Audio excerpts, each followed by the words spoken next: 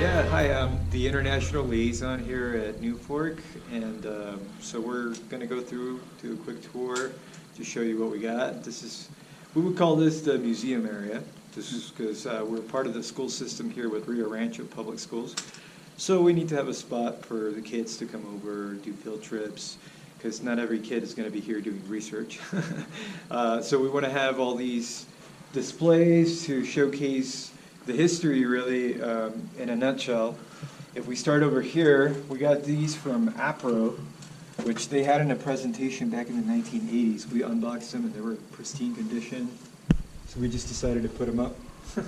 So these are some of the shapes that have been known throughout history. Of course, they're not just discs, you know, there's many different shapes. Over here we have a little timeline going all the way back to 3000 BC, where, of course, you know, there's been many sightings of unexplained things. It didn't just start. It's not just the U.S. So that's one of the beauties of this record center, is that we can really showcase that this is an international phenomenon. And being the international liaison, I've reached out to many researchers down in Latin America. We're currently in contact with them, with Brazil, Chile, Argentina, Peru. And Wow. We're working on a partnership to really get more material here. Because like I said, the idea is to really showcase how this is more of an international phenomena. Mm-hmm. This is a great example of an old painting, how they used to incorporate the phenomena into pop culture. Yeah, this guy's a famous one where he's looking up at the UFO going, wait, what is that? Well, So we've got, That's the Marion. 15th century painting. here's the word of the Madonna. Right. So yeah, it's super interesting how UFOs at one point were in the mainstream, you could say. I mean, this is what we like to showcase on this wall, which is when flying saucers used to make it into the front page of the LA Times. This is from 1947, as you can see. And this is just a little example. It didn't of, used to be as taboo as it used to be, right? Right, this is just a little example of how people used to be a lot more open about it. And then all of a sudden, we got kind of like a dimming of the lights, and all of a sudden, now it became cookie, right? A disinformation campaign definitely is a big part of it. Absolutely. This is a famous case, Lonnie Zamora. Oh, New Mexico case, of course, Socorro, the New Mexican, the Santa Fe New Mexican. What year is that? Let's over here. It's April 27th, 64. Wow. What's interesting is that one of the theories for the Lonnie Zamora case was that it was the moonlander testing, but then Like an early LEM kind of thing? Really? right, like a mock-up model. Yeah. And if you think about it, it doesn't really make sense because the nearest Air Force base was to the northeast, and it was really far away to where like the fuel system in the actual lunar lander wasn't that big. Right. So it doesn't make any sense that it would have made it all the way from the Air Force From base. Kirtland all the way down to Socorro. Exactly, and not only that, but when it takes off, the way he describes it, it goes the complete opposite way. Mm-hmm. So where is it going? Right. Why isn't it going back to the base Right. if it really was a lunar model testing? Right, you can't head south if you got to head north. And what do we have here? So this gentleman over here, Dave was actually able to find this in auction, and it's a original uniform from the era of Project Blue Book. So this is a 50s, 60s era Air Force uniform. And right here we have a Wow. picture that was AI enhanced in Oh, color. I got the light flash there. But yeah, it's a classic photo, but I like that. Oh, yeah, Here we're we going have to a stamp little- it classified, unclassified, official, confidential. I love that you have the stamps there. This is amazing. Project sign, Project Grudge, Project Blue Book. What's neat is that phone really matches that one right there in the office. Oh, wow. You're right. I don't know how he found it, but he found it. That's amazing. And then, started with Blue Book, we start showcasing a bit of Alan Hynek himself. Yep. The man, the myth, the legend. Here he is. He was consulted for Close Encounters, made a cameo. Yep. And then from the APRO files, which were lost to history for a long time, we just unboxed those about a few months ago, actually. We got the collection November last year. Yeah. But we were finally able to unbox them when we were moving into the facilities. And we found these original Incredible paintings. artwork. Because these were featured on magazine covers and book covers, all sorts of things, right? Right, for example, right here, Fate Magazine, we found the original paint, the original artwork that was featured on these covers. Wow. And we just randomly ran Magazine. into them, Mhm. just like unboxing. It was like Christmas. Yeah, I'm sure. UFO Christmas. Oh my God, did you see this? Did you see that? Dave was just like a kid on Christmas morning. It was great. Kind of like me when I first came in earlier Right. today, right? Here we have some pop culture magazines from Italy, and these are the UFO features. Wow. So these are really nice. So these are Italian. Mhm, those are from the 60s, mainly. Wow. And this Good is, piece. again, this is the room that we want to show the pop culture, the impact of UFOs in modern life, Right. going all the way back from the 40s to modern era of UFOs. Well, and like you said, the educational portion, if you're going to get kids involved, you're going to need visual aids. They need to see stuff. They're not going to look at documents. That postcard, that's the Paul Villa photo. Oh, that's the one. Wow. That's a story. And then these right here, again, to show the kids Yeah. the pop culture aspect of it. Sure. We really want to... Now, do you want to tell us about this hat right here? Very interesting hat. Right, so this is a hat that actually belonged to Alan Hynek himself. There he is wearing it. And yeah, this was donated to us about a year ago, and we have some unique, items that are not going to be found anywhere else in the world. Tell me about that glove I just saw. What is this glove here? That's the famous Manitoba case where that glove actually allegedly touched a UFO. That glove right there That glove touched right a there. UFO. And that's part of... And like the burn, what's that burn? So the gentleman's shirt ended up getting some sort of burns, and that's part of the original shirt. Wow. That's the actual glove. Have they been tested, do you know? To my knowledge, I think everything was tested. They did find that there was like some sort of radiation to it at Wow. first, and that's Uh-huh. just a small cutting of it. Sure. Well, this right here is our little office area. We got our coffee maker. So this is David Marler's desk where he runs, works on all his stuff. Here's some more obvious, some recent stuff that has come in.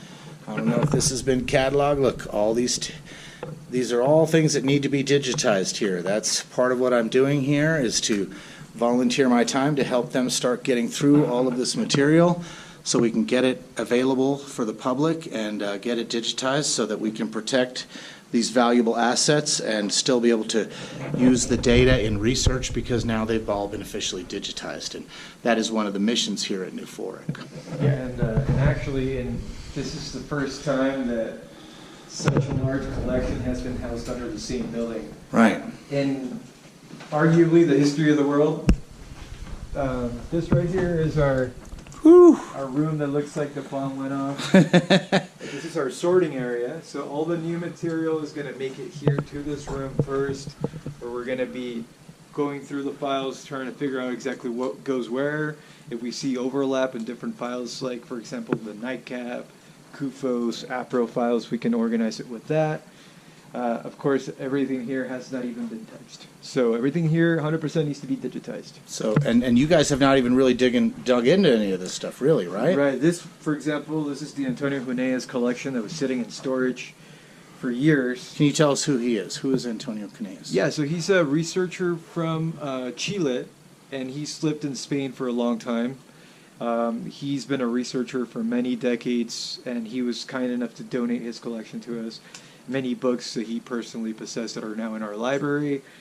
But again, files that we haven't even touched are right here, and they just made it as early as last week. Last Wow. week, Dave put in the last bit of work to get some of these guys in here. It's amazing. Magazines that need to be filed, and they will go into the library that we'll go to here in a little bit. Is this ley lines? Is this like supposed to be ley lines? It sure looks like it. Let's see if we can see New Mexico. Oh, there we go. We're right in it. This is interesting. This is a nice little model. And so what do we got in these ones here? These files, Yeah. this is some of Antonio Jimenez's material. Oh, still more of his. Wow. Mhm. Look at that. And Look, here you can see how old it is by the yellowing of all the newspapers here. You can just Oh, yeah. tell how long this stuff has been stored away, waiting to be discovered again. I mean, because these are all going to be original discoveries to us, you know. We don't know what's in there. Oh, look at that. You have a little radiation detector. That's cool. That way if someone sends you some materials, you can test it to make sure you're not putting radioactive material in here next to the children. You got to make sure. You never know with these UFO sightings and all this evidence that we're collecting around here. Then over here we have more, again, everything needs to be sorted, more magazines, books, and of course, you know, with our volunteers that are going to be coming in, we're going to be sorting through the book material, making sure that there's no overlap, and if there's overlap, we can eventually, you know, auction them off or get rid of them, donate them, whatever needs to happen. Some of these guys have autographed copies. Oh, wow. And we got to make sure that we sort through all that. Yeah, more APRO stuff here. Right, this is all stuff that needs to be put into the library section. Now here's some stuff that I'm very interested in. So we have lots of tapes, cassette tapes. We have reel-to-reel tapes. There's so many audio recordings. Who knows what kind of interesting data and witness testimony is buried in these tapes that hasn't seen the light of years for 30, 40, 50 years, right? This is actually the Lee Spiegel collection that we Lee got. Spiegel. He recently passed, and we were able to get that collection. Mini discs. I have a mini disc reader, by the way, if you don't have one. Oh, wow. Oh my gosh, these audio recordings. As an audio person and someone who's been working in audio his whole life, the idea of being able to be first ears on some of these audio archives as we digitize this data is just so exciting for me. Maybe it'll be one of those things where I can be like finding something very exciting as I'm dumping it in and share it with you, my Twitter audience, live at the same time as we discover things together, digging through this archive. It's amazing. I think the work that you're going to bring in, your skill set, being able to digitize, I think that's going to be a big help, especially when it comes to the audio files that we'll show them. Well, what do we got in these boxes before we? Are these more tapes? It looks like there's some tape or books, more books. No, these are all files that need. I think they also come from the Lee Spiegel collection. Oh, okay. These are still Spiegel. Wow, it's huge. Yeah, we got 12, 14 different collections here in the U.S. that are still waiting to be shipped. We got Okay. international collections. Oh, this is actually from Ohio. We just got this recently. All right, let me pause real quick, and then we're going to go to the other building and see what's going on over there. Okay. All right, here we are in front of the other building. Right. So here, this is a research area. The other area is more for like the museum to showcase the sorting area, but this is the place where researchers are going to come and actually look at all the organized files that we already have.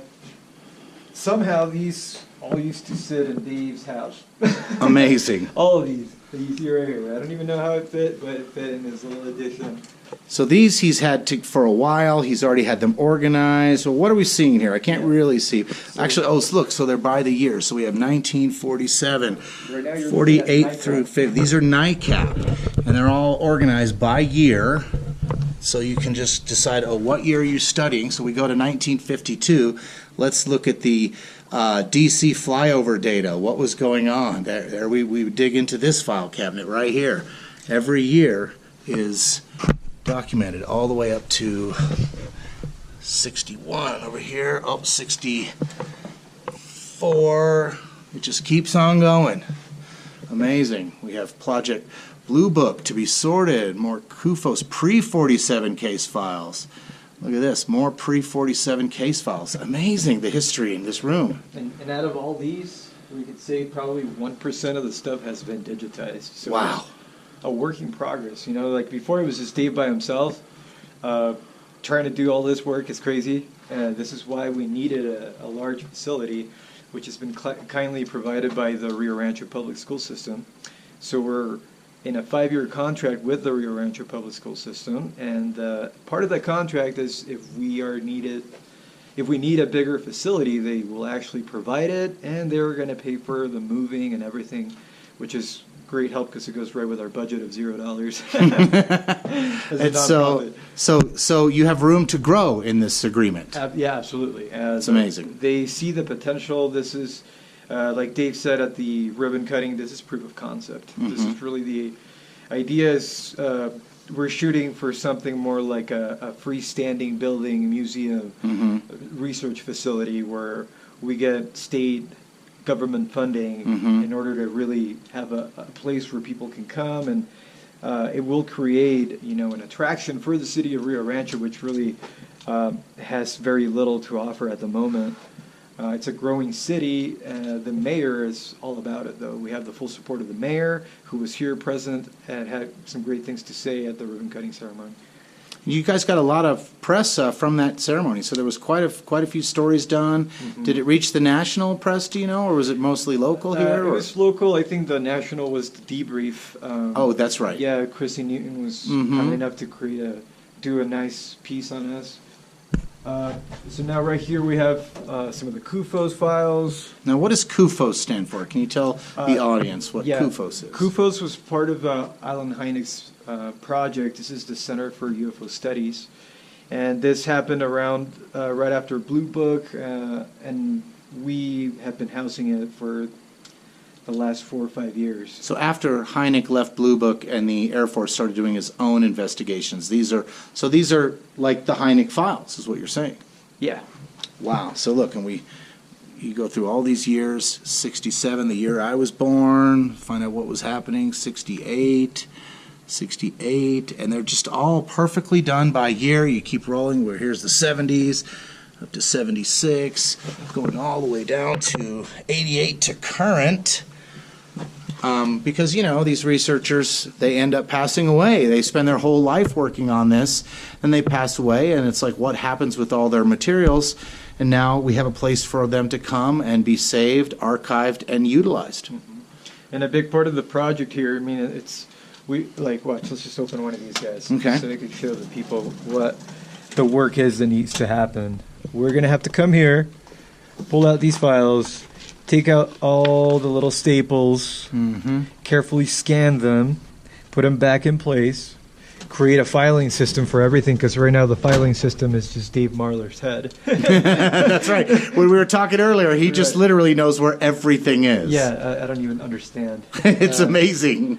From here, we got the APRO collection. APRO. So, APRO was lost for the last 40 years. Tell us the APRO acronym. What does it stand for? APRO. Okay, so APRO. Let me get this straight. Okay, we had it right. Okay, the Era Phenomena Research Organization. Okay, APRO. And they were around the time KUFOS was around, so they worked with Alan Hynek in the 60s and 70s, and they were actually based off Alamogordo for a long time. Now, they're New Mexico-based research. I right. love it. And so now they're back home, you could say. Yeah. They found their way back. So also sort of Hynek files. Right, so Hynek was highly involved with them, Wow. with the Lorenzens. We have all of these material that has not been touched for... So most of this, none of this has been really looked through or digitized or anything. Right. So what kind of evidence and nuggets can be found in here? We just don't know.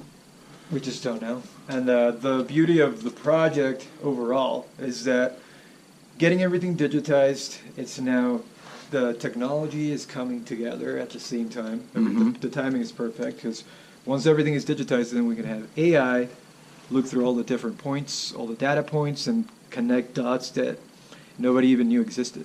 Right. So that's super exciting. We're making history with the history. I love it. And speaking of connecting dots, so here's an APRO map of all sorts of cases. And I actually did something very similar to this on my radio show, Southwest Stages, to show all the different radio stations we were on. We had a map that showed this, and I love this map because it just shows, here's all these cases. You know, here's just so you can get a visual representation. And I'm sure this is, you know, like if you added in something like this, but now with all the other types of files instead of just APRO, you'd see how big this phenomena really is. And This is just the US. exactly. The nice thing about APRO is that they have representatives in many different parts of the world. They were an international organization. Right? Wow. Right here you could actually find foreign correspondence, and you can see just a small gist of the different countries they were interacting with. They had a representative in many different ones. Australia, Argentina, you just go through And translations. an interesting case is that Chile, I was put in Colombia. contact as the international liaison with one of the Chile researchers. So he's actually the longest active researcher in Latin America. His name is Pablo Petrovich. And I was like, hey, you know what? I bet I'm going to find something on him. And I did. You come over here, Pablo Petrovich. Wow. And you can see all his correspondence with the Lorenzens from the 1960s, all his letters that he sent, that they sent him. And Hand-typed, handwritten, everything. Everything. And I took some pictures and I sent it to him because he's been very kind at sharing his time. He has a bunch of scanned newspapers from Chile, South America that he's been sharing with us. So he was very excited to see that we still have some of his original correspondence here. That's incredible. And this is just one drawer. One drawer, exactly. And that's I mean, the foreign correspondence. think about how long it would take to digitize just that one drawer. I mean, so much time and effort, you know, toil. Just Incredible. why we need more volunteers, especially if you're based here in New Mexico and Albuquerque, Rio Rancho. Please feel free to reach out because this is where the work's at. So we got some news articles from APRO. We even have a whole thing just in animal mutilation. Oh, really? There we go. Wow. And And it's not cattle because lots of other types of animals have been mutilated, not just cows. And then there's just a list of the APRO members. Wow. It's incredible. It's incredible. Miscellaneous correspondence. Who knows what's in there? It's miscellaneous. Oh my God. I am like a kid in a candy shop. I cannot wait to dive into these files. I cannot wait to discover things that haven't been seen in 50 years. It's just incredible what's happening here. All right, so now we go to how do we get all these files digitized? What do we do? So we have stations here. Explain this to me. Yeah, so this is where when you start volunteering here with us, you're going to start having a lot of fun with. We have the audio files, we have cassettes, we have DVD, we have video, VHS, and a scanner. So we have similar stations. We have 3 different stations. We have another one over here that mimics that one. And then we have this one's our specialty one. Hold on, let me do a quick pan of this one right here. So another very similar station. They look like they have identical scenarios. But then we have the one. Like, so we've got the similar thing. We have the cassette tape. We've got the reel-to-reel. We have the VHS, the computer screen. But then, right here, we have the microfiche scanner. Because you have, tell me about your microfiche files. What kind of... Oh, we have so many. Watch, you can open that drawer right there and show them. These are the microfiche? Yeah, well, we have a lot. Microfilm, let's see. Oh my gosh. And none of this, you can see. Air Force clipping service. Air Force, in 52 Air Force stuff. What? Uh-oh. Oh my gosh. We had stuff that. July 52. So this could very well be stuff directly from the DC flyover case. Air Force 52. I mean, this is a huge... And you guys haven't scanned any of this, right? So we don't know what's in these There's files. stuff that hasn't been listened to since it was recorded back in the 50s. Wow. So not only the microfiche, but also audio recordings from the same era. Incredible. And then what do we have here? This is another scanner. We put the microfiche in here, and then it automatically scans all of them. Like slides. You can put all the different slides. It'll do 50 slides, you said? Yeah, about 50 slides, and then they all come to this little computer over here. Then we have a larger scanner for larger things. Newspaper articles. Right, and then like that. this is for the large, big front page newspaper articles. Or even scanning posters or artwork even. Right, because this is really high definition scanning. It's really cool. You just press the little button, it turns into a PDF. Wow. Um, And you have a little visitor sign-in book. Let's take a look. How many sign-ins do we have so far? It's just brand new. Oh, only 3. Oh, who's on there? Me. That's right. Katie Page. Hi, Katie. Good to see you there. And then so you'll have a little bit of merch, it seems, a little bit of stuff to people to walk home after they've been here. Right, we want to make sure that we display some of it. We're not going to have all of it in here because Yeah. the idea is to have an online store. Right. Oh, Because nice. we can't house all this stuff. Of course, you can't have people here to buy, people showing up to buy a cup. You're doing more serious work here. And you saw the amount of space that we have is very limited. Right. We have so much more stuff coming in that we don't really have stuff. We don't have room for this stuff. And so this is where the action will be. This is where we'll take those files and start culling through them and having the discussions. And it looks like we're going to be doing an X space here with David Marler from this very location sometime hopefully in January. It's going to be exciting. Mm-hmm. Yeah, and then this is our conference area, so we can video conference in with anybody in the country, in the world, really. This camera is really cool. It takes like all these different angles. Oh, really? Yeah, you could be standing over there. I could be standing over here. Oh, really? It'll scan both of us, separate it in the screens. And you had a digital conference with another UFO archivist last week. You want to talk about that? Yeah, Rich Gildrich, really cool dude. I'm glad you put us in contact with him. He's working on his own AI project. He's been digitizing files on his own time, and he's going to be collaborating with us. In fact, we set up that he will be coming sometime next year to help us out with some DOS database that he knows how to work with. He's a legend, and he's really, really doing incredible work. So to be able to have, someone who's good at taking all that digital work, putting it through the AI, and having it start making connections to other cases, and figuring out the spider web and how to then get it available for people to do online searching, incredible. So to have you guys working together with so many other research organizations, groups, individuals, I mean, we all need each other to make this happen. Right. This is a UFO researcher's dream come true, to see all these files come together in one place under one roof. It's historic on its own.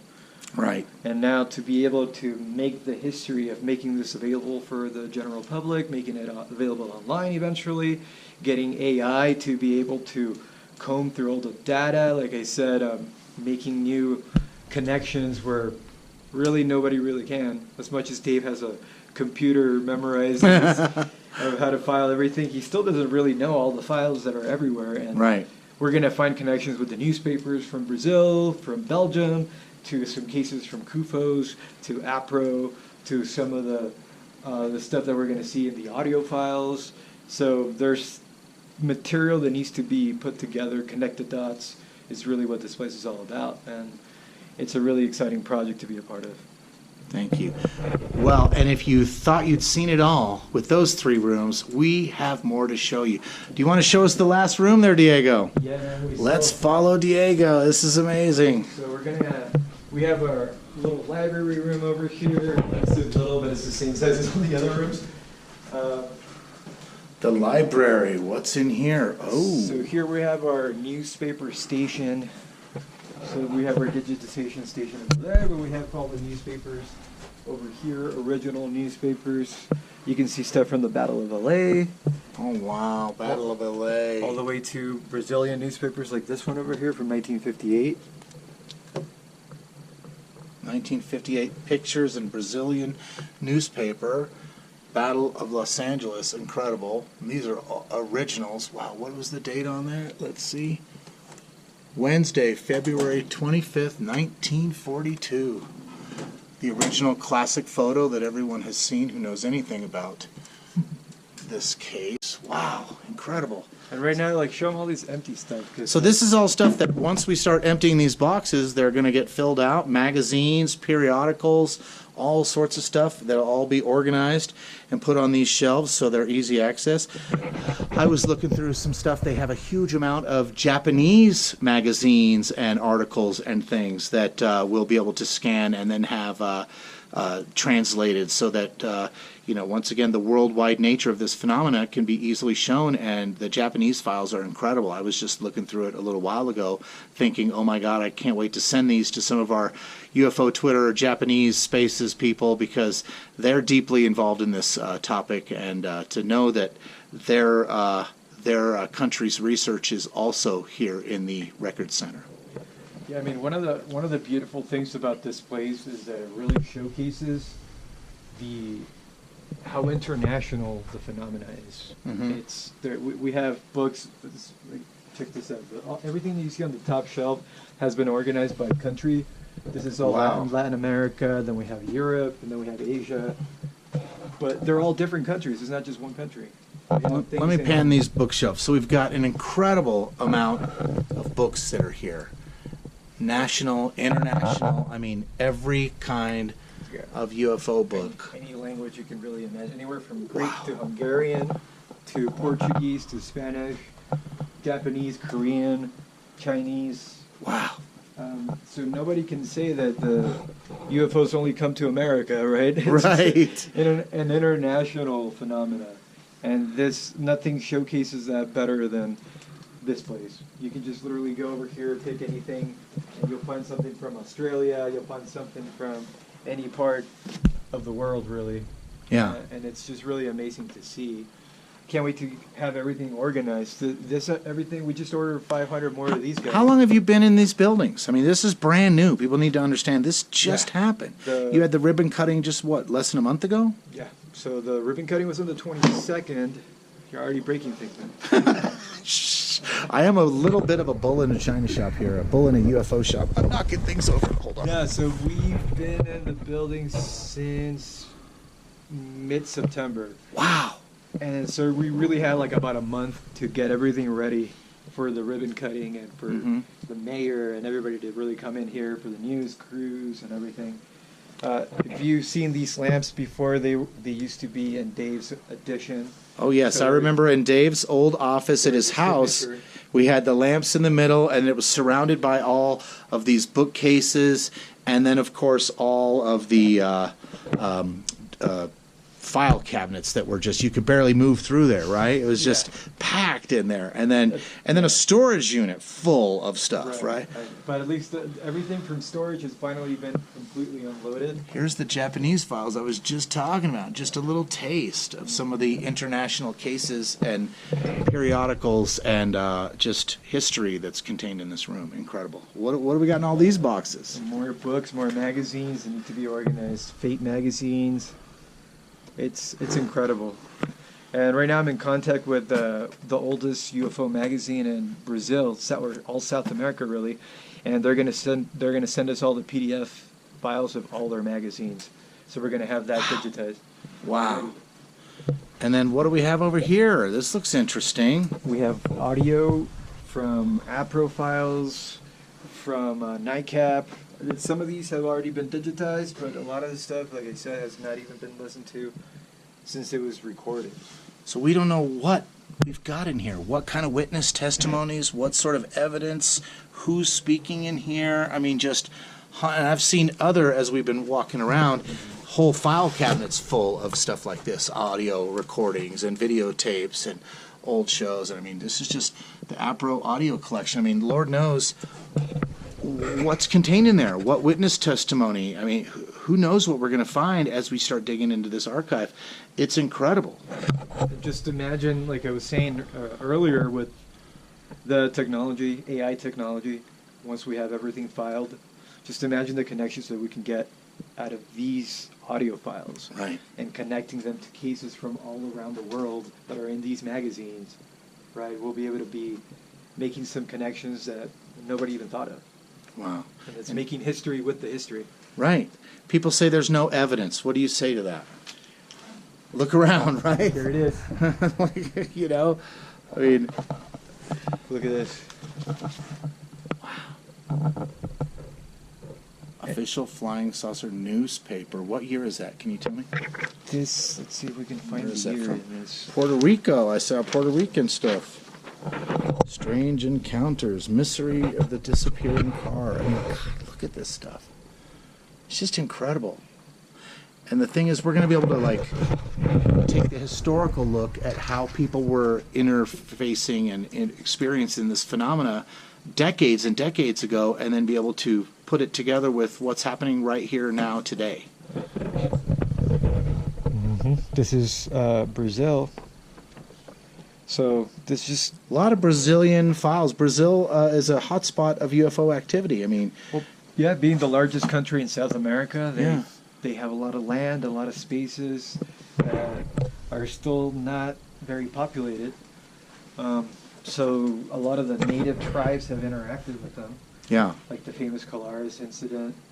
What do we got in all these folders here? I mean, So, huge amounts of stuff. Yeah, we have more mutilation files, government It's documents. This is Dave's personal bookcase file. Where Oh, the triangle UFOs research for his book.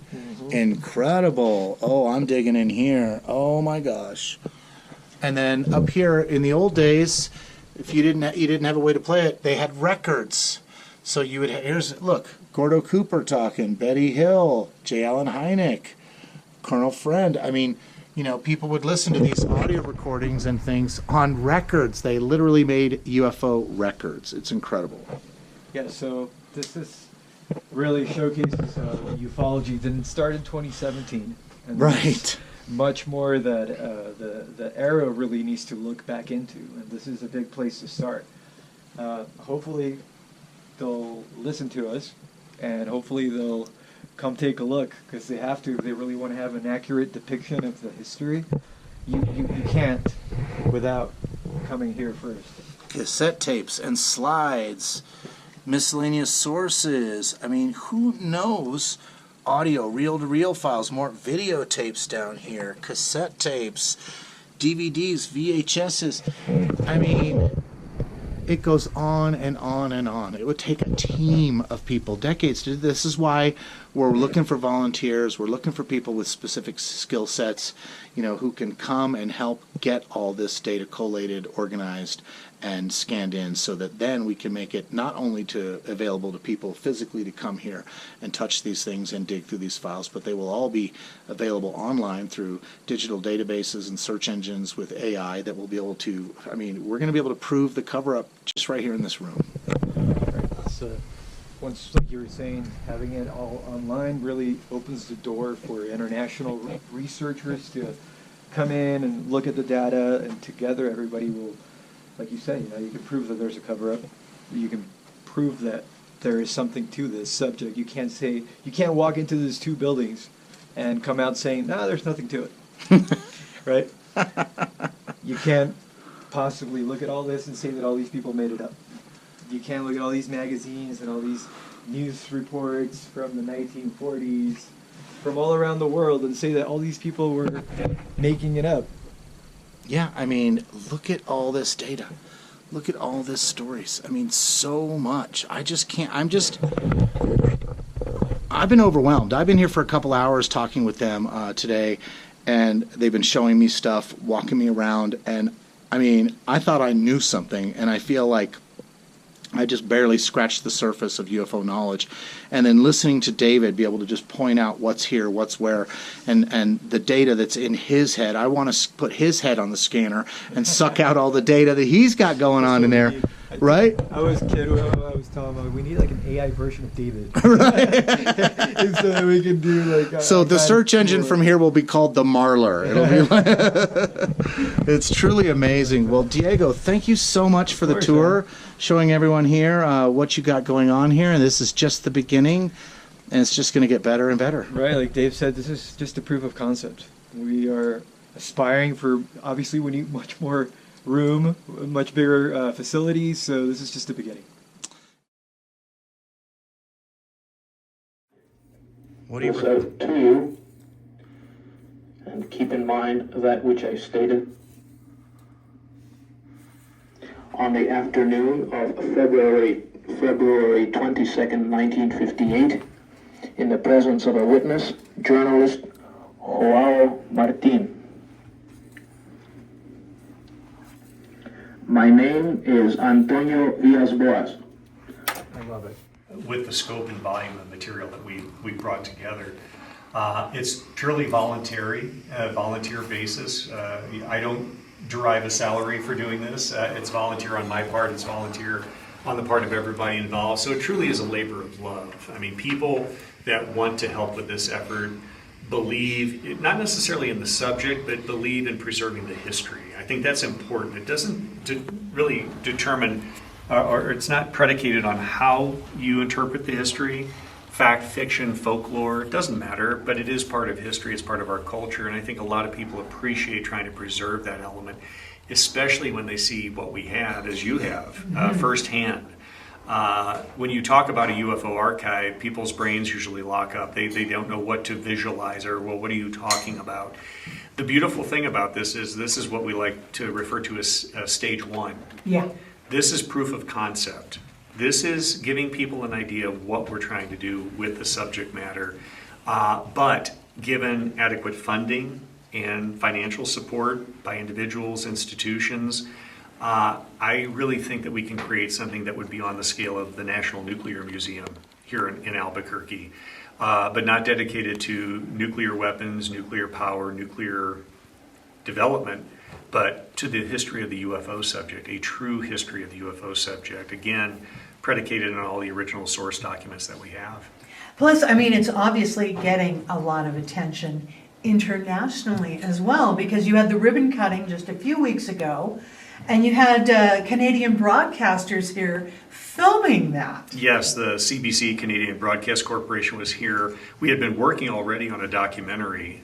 They've been, over the last 2 years, traveling the globe, interviewing PhD level researchers from various scientific disciplines that now have the courage, I think that's a good word to use, to weigh in and say, look, this UFO subject appears to be real based on the revelations by the United States government. We just had congressional hearings. We have ARROW, which is a group looking at the UFO subject currently within the DoD. It has really garnered much more serious attention as a result of that, to the point where now academics are starting to weigh in and apply scientific acumen to the subject. And so they decided to create a documentary focused on that. In their interviews with me and preliminary filming that we were doing, I mentioned that we were entertaining this agreement between the Rio Rancho Public School System and the National UFO Historical Record Center. They lit up like a Christmas tree. They said, so a public school system is potentially going to help you house and curate this amount of history dedicated to the UFO subject? And I said, yes. So we're now an integral part of this documentary that they're putting together, which may come out end of 2025, beginning of 2026, where we're going to exemplify, here's an example of academia, the educational institution, the Rio Rancho Public School System, working in conjunction with a UFO-related organization.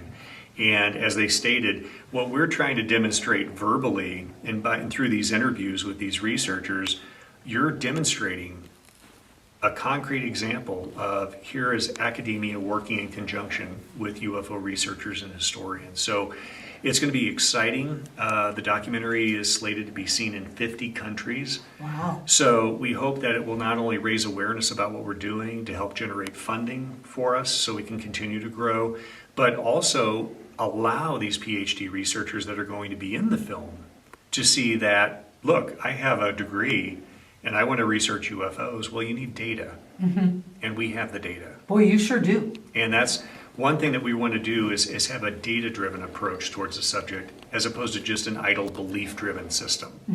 People often say, well, I believe in UFOs. Okay, great. And other people say, I don't believe in UFOs. My attitude is, okay, great. Belief's irrelevant. This isn't church. If this is really an objective reality, and we want to understand it, the only way we're going to do that is through the lens of science. And science needs data. We have that data. You sure do. Now, how many people have come through and looked at the data so far? I know you're still in the very beginning stages. You're just getting your feet under you and having visitors. Yes. Well, Diego Diaz, one of my collaborators, is really taking on the lion's share of work of scheduling volunteers, but also scheduling visitors. We are in the process of scheduling them currently.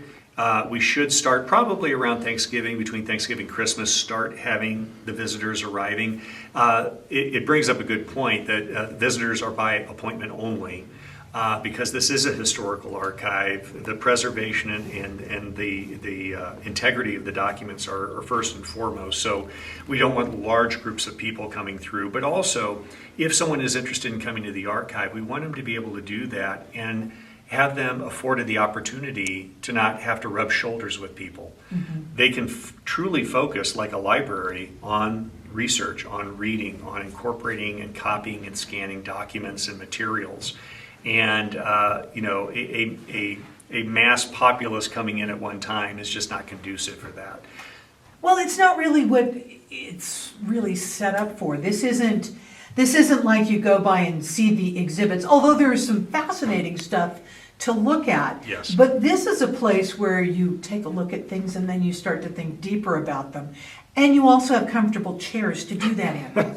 Yes, we have to have comfortable chairs. There's a lot of audio and video we're reviewing, scanning, and a lot of work, to be quite honest with you, Terry. As you know, you've seen the equipment that we utilize here. Mm-hmm. Centralization of the information is first and foremost, and that's what we're doing. That's what we've done.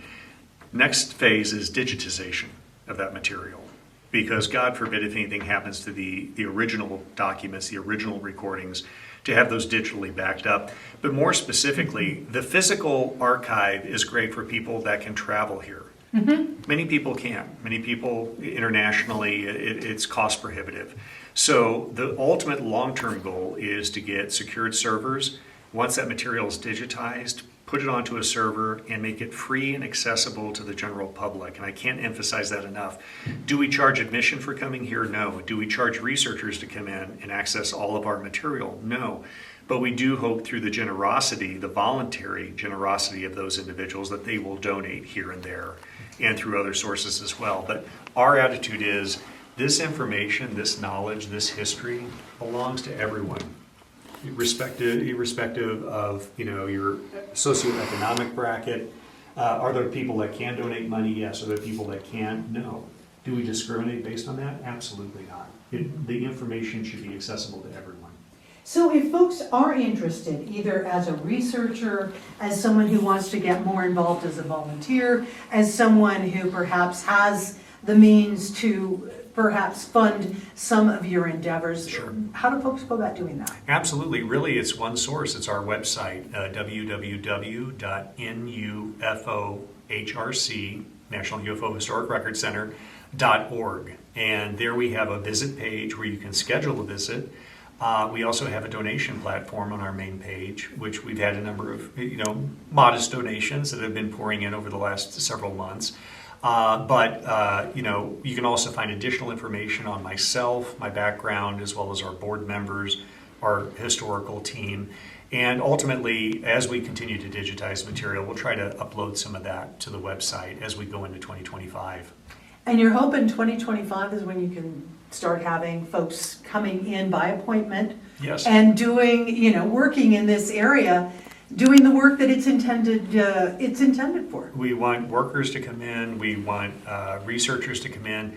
I would like to put a special appeal out to your audience. I've had a lot of great interaction with both active and retired scientists at Sandia and Los Alamos National Laboratories. Mm-hmm. Any scientists, engineers that are out there that are hearing this, that do have an interest in the subject, that aren't worried about the stigma, but again, they can have a private visit when they're here. We recommend those individuals because, Terry, here in Rio Rancho, Albuquerque, we have an incredible brain trust with those two institutions. And so if there are scientists that are interested in the subject, curious about the subject, we welcome them to come in and access the original source documents. And I always like to say these aren't just case files. If we're dealing with a tangible reality that we're yet trying to understand, if that is true, Each one of these case files are potential data points.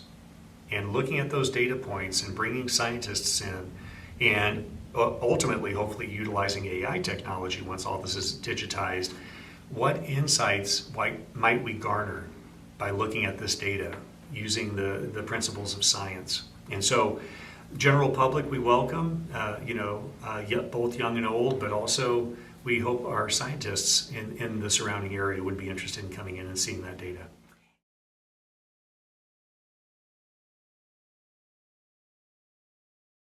And is there, do you accept donations from? Absolutely, yeah. So where would people find if they wanted to donate? Because you're a nonprofit, Right. so any donation would be tax deductible. So how can people who maybe don't live here in Albuquerque that want to help support what you're doing here, what the mission is, and help keep everything afloat, how would they do that? Yeah, you guys could just go to NUFOHRC.org, and we have a place for donations.